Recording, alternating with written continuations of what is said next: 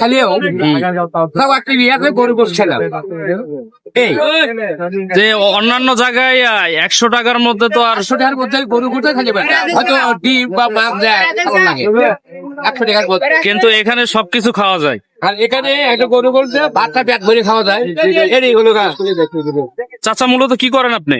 বলে যাবো অটো চালাই ওই যে ওখানে অটো রাখে এখানে খাওয়া দাওয়া করেন নাকি? জি জি ও, আচ্ছা ধন্যবাদ।